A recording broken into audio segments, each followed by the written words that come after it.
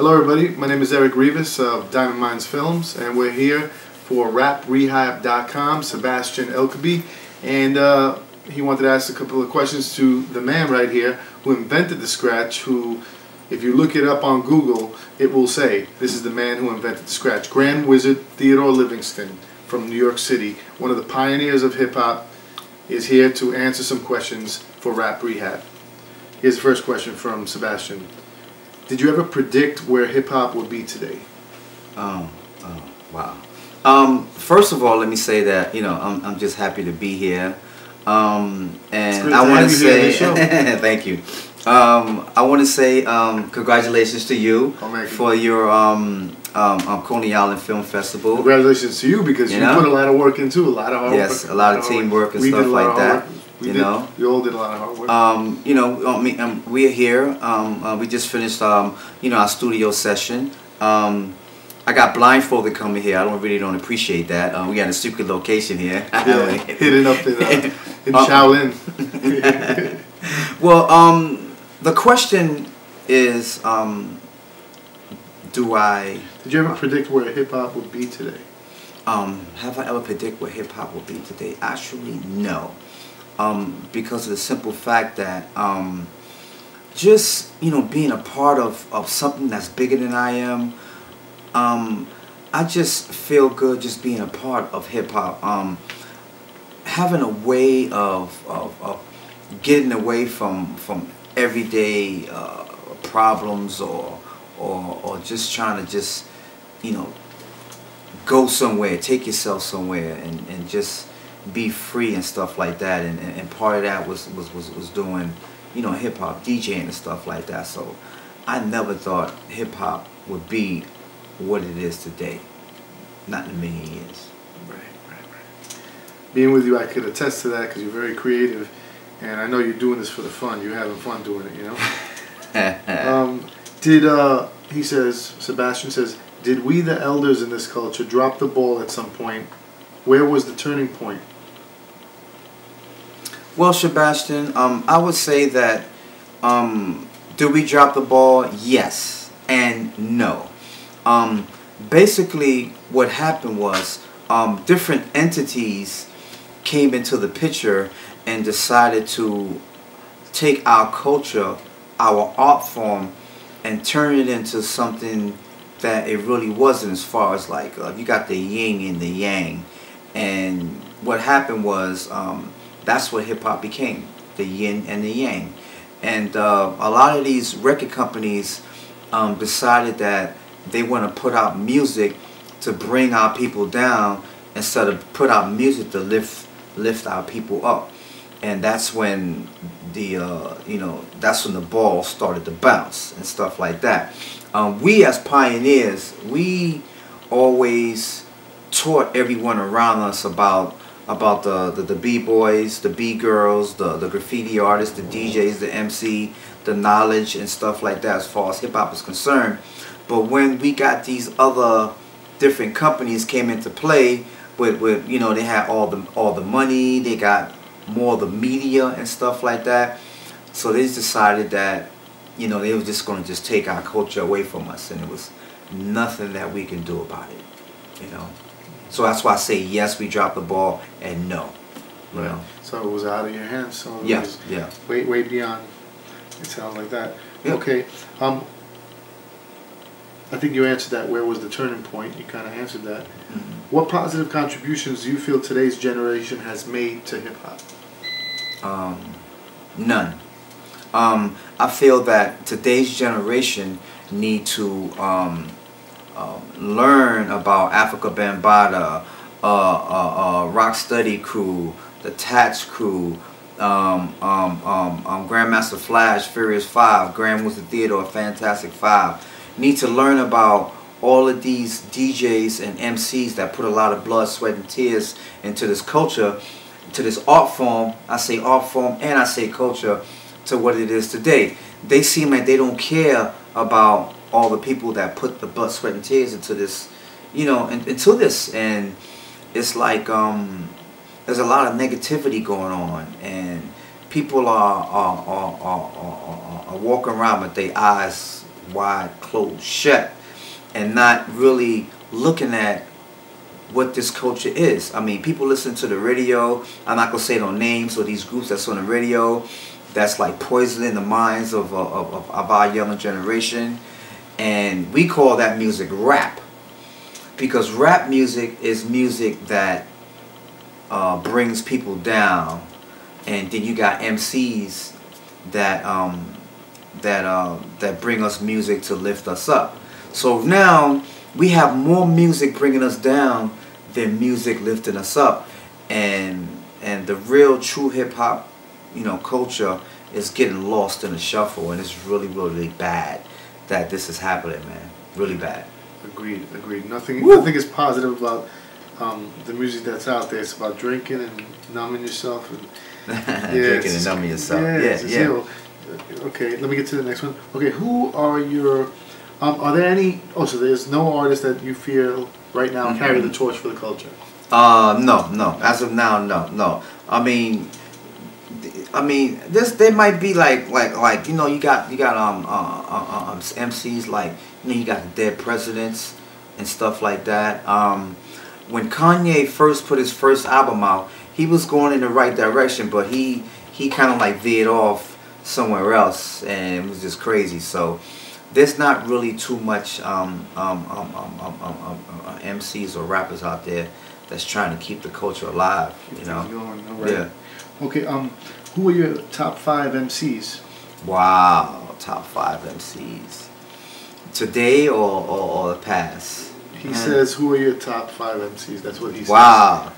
My top 5 MCs, at the top of the list, I would definitely have to put KRS-One, and then Rakim, and then Big Daddy Kane, and then Melly Mel, and then I have to say a Grandmaster Caz. You know, those are my top 5. Strong list, right? In no particular order, you know. Right. And DJs, wow. 5 DJs. 5 DJs would have to be DJ Jazzy Jeff from the Fresh Prince, DJ Q-Bird, which is considered the best scratcher in the world, DJ A-Track, which is one of the youngest DJs in the world, and a Grandmaster Rock Raider, God bless him, he was one of the executioners.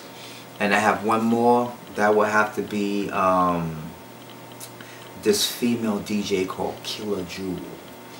You have to go look her up on YouTube. My name is Killer Jewel. I'm curious. And she is really crazy on the turntable. So I would say those are my 5 top DJs in no particular order. That's cool. That's good to hear from a DJ. You know, I call him DJ James Bond because he DJ'd a party from his watch. He left his laptop in the car, and Coney Island Film Festival, he came out and DJ'd from his watch. So that was pretty impressive. All right. Thank you, Serato. Which country has the most vibrant hip hop community? Wow, I would have to say London, man. London, because when you go to London, man, they appreciate the culture. They really appreciate us when we come over there, and it's weird because it's like going back to the 80s, man. When you go to London and stuff like that, you see who's a b-boy, you see the guys walking around looking like b-boys. You see who's a graffiti artist because they got paint all over their hands and stuff like that. Right. And you know who the DJs are, you know who the MCs are and stuff like that. And everybody's just one big happy family, man. So I would definitely have to say London. London. I would have never even guessed that. I would never even known that. Oh yeah. Oh yes. Okay. Oh, yes. He says, what are some of the most corrupt practices you've seen in the music industry? What are some of the most corrupt practices you've seen the music industry engage in? I would have to say the practices, man, that these companies are doing is like when an artist signs a contract, right? Say I have a record company and I sign you to my record company. Once you sign on the dotted line, I might write you a check for $1 million. Give you the check. You sign. You down with me. Yeah. Right? Your album comes out. You're all over the radio. Everybody listens to your jam. You got the #1 jam in the country. and you trying to figure out why you're not making no money. Why is that, you know, there's no kickback coming? Because people need to understand about the music business, about royalties. A lot of people don't know about royalties. You're supposed to get royalties from your records, and a lot of people don't understand, if you sign on a dotted line and a record company gives you $1 million, the record company has to get that $1 million back. So when your record starts to sell and everything, the record company has to get their money back before you start to make any money. Right. So some sort of investment. Yeah. So the practice is learn the business. Learn, get a lawyer, man. Learn about the business, man. Because if you don't, man, you're gonna be broke, man. You're gonna be broke. You know? I'm sure that happened to many people. Wow, that's a long list. Yeah. What do you predict for the culture in the next 5 to 10 years? Wow. You know, I have never been asked that question, you know, but I think that what's going to happen, and it always happens, that everything comes back in a 360, you know. It gets to the point where all the rappers of today and all the MCs of the day start to run out of ideas. So once they start running out of ideas, they go back to square one, which is the old school. Everything goes back to the old school.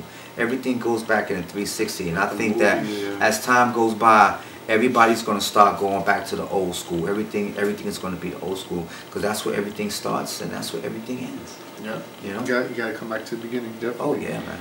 And okay, these questions specifically for you. Is there anything about the story about how you invented scratching misinterpreted by the media?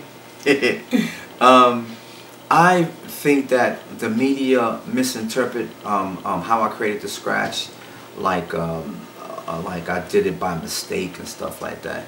I wouldn't say I did it by mistake. I would say that you could be a DJ, a MC, basketball player, a singer, sports, whatever. You will always want to practice your craft to make you better, you know, to make you better at your craft.